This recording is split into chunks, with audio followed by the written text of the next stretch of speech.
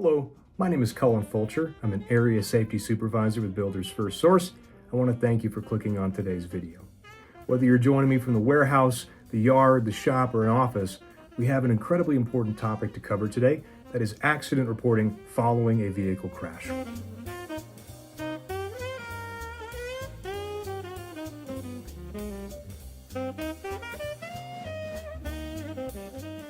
I want to start by pointing out the obvious here. No one ever plans on being in an accident. To say the very least, it's stressful, it's upsetting, it's downright scary, especially when it's not your fault. That's why it's so incredibly important that we get familiar with and accustomed to this process before an accident happens. It can be difficult enough to center yourself following an accident or crash. Let's not make that process any more difficult than it needs to be. Now, before we get started on walking through the steps in this process, I want to share a bit more information with you folks. To do that, let's go ahead and transition over here into my PowerPoint presentation and get started. Let's start with the odds. According to the National Safety Council, the lifetime odds of dying in a motor vehicle accident are about 1 in 114. That's a sobering number, but it's also a reminder of why we train, why we drive defensively, why we stay alert, and why we follow procedure. It also highlights why knowing what to do after a crash is just as important as knowing how to prevent one. Even the safest, most experienced drivers can be involved in accidents, and there are many contributing factors. Some of the more common that we see are weather, road conditions, mechanical failure, or simply being in the wrong place at the wrong time. Let's now discuss the why. Why is it so important that we follow the BFS accident reporting procedure? There are many reasons. You'll come to see as we walk through the steps that the reporting process is very precise and very accurate. Accuracy and precision in accident reporting protects you. It ensures that the scene is safe, the facts are documented, and that the company can respond correctly. Now, documentation also plays a large role in this process, and accuracy here is incredibly important. Clear documentation prevents misunderstandings, reduces liability, and ensures that you receive support during the investigation and insurance process. Additionally, it's in those first moments after an accident that we have the chance to demonstrate our professionalism and leadership as drivers for BFS. Those moments determine our safety, our liability, and how the situation unfolds from that point forward. We need to do it right the first time. So, let's work together today and learn how. Step 1. Secure the scene. If you're involved in a collision, whether it's another vehicle, a hit and run, or even property damage, the first thing you must do is secure the scene. Before you step out of the cab, check yourself and anyone riding with you for injuries. Survey the area. Look for fire, leaking fuel, hazardous materials, or oncoming traffic, to name a few.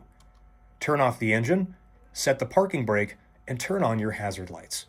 Then, when you exit the vehicle, take a moment to reassess the scene. Make sure you're standing in a safe place. You're not in traffic, not near something that could ignite, and not under any unstable or hanging materials. If another vehicle is involved, check the occupants. If you find that anyone is injured, stop and call 911 immediately. Next, place your reflective triangles. This is critical, as many secondary accidents happen because drivers are distracted by the first crash. Your triangles help protect everyone on the scene by improving situational awareness. Now, if there are spilled fluids, things like fuel, oil, hydraulic fluid, paint, or chemicals, use your spill kit to control the spread, but only if it is safe to do so. Remember that your safety comes first. I want to reinforce something here because this phrase truly is the foundation of this process. Secure yourself, secure the scene, then secure the situation.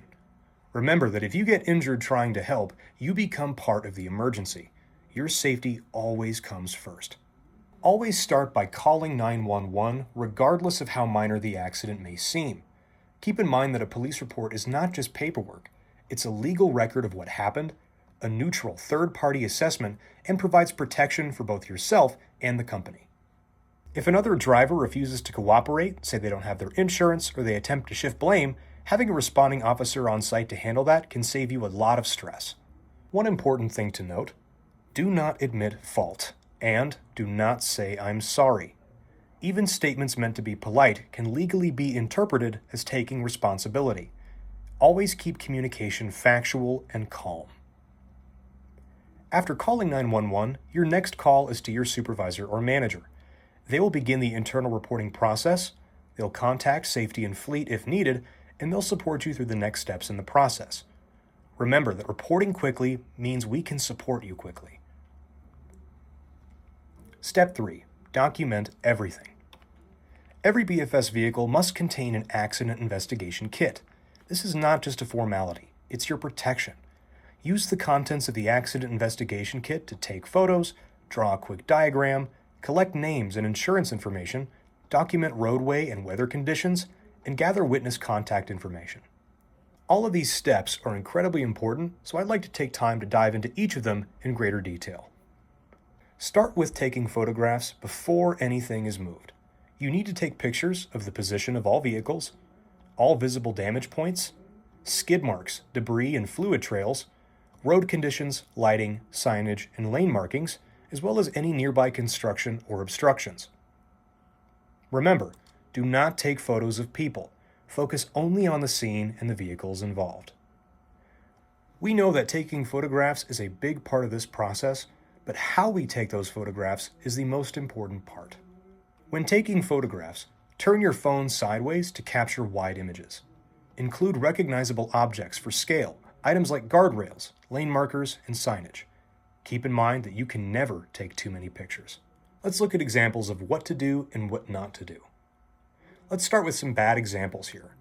These pictures are ineffective as they don't provide enough context on their own for you to understand exactly what it is that you're seeing. This highlights the importance of taking as many pictures as possible. If you were to submit just these photos without getting closer or backing up enough to show context, on their own, they wouldn't really help much. These pictures, on the other hand, highlight the importance of context, positioning, and distance. Let's take a look at a best practice when it comes to taking photos. When taking pictures of damage, always take photos from multiple distances. Start from further away to provide context as well as a point of reference, then slowly work your way to a close-up of the damage. In addition to taking photos, you need to draw a simple diagram. Now, this does not need to be artistic, you just need to show the direction of travel, the point of impact, as well as the final vehicle positions. Drawing a simple diagram can help you to recall key details later, sometimes even months down the line. Here's an example of a simple diagram. Again, not as artistic as I may have liked it to be, but it provides just enough detailed information to help us along with our investigation. Step 4. Gather critical information.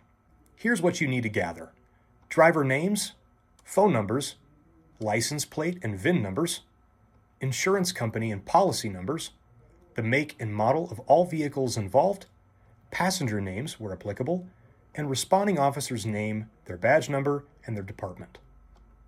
Then, look for witnesses. Politely ask for contact information.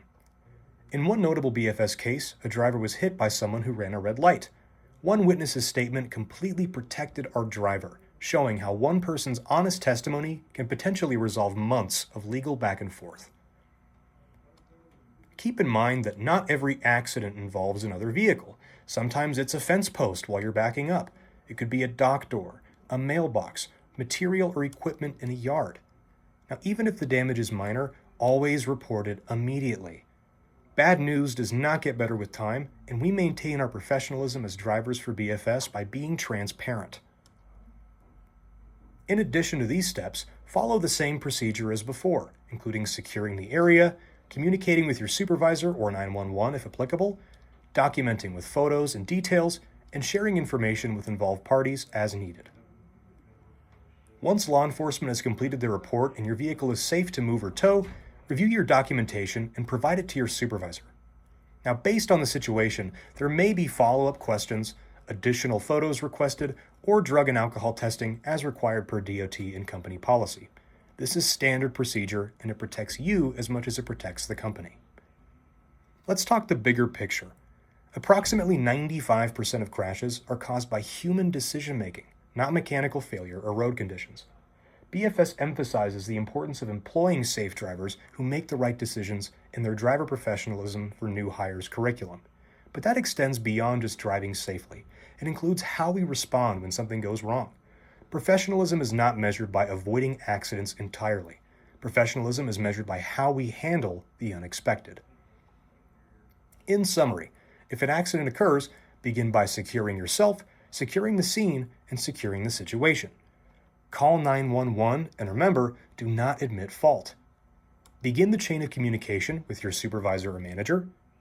Document thoroughly, taking plenty of photos, writing down notes, and drawing simple diagrams. Gather insurance and witness information. Do not leave until all steps are complete. Today we covered accident reporting following a vehicle crash. I want you folks to remember that accidents happen quickly, but your response should be calm, deliberate, and by the book. Your professionalism matters, and when you're hitting the road, you're representing yourself, your team, and Builders First Source. Hi folks, thanks for watching my video. I hope y'all liked it. Hope you found it useful and informative. If you want, head down to the description. I've got copies of all my notes from today's topic as well as the PowerPoint slides. Use those to your advantage. Thanks again for your time. Hope you'll have a wonderful day, a safe day. Let's continue to change the culture of safety, one conversation at a time. I'll see you later. Goodbye.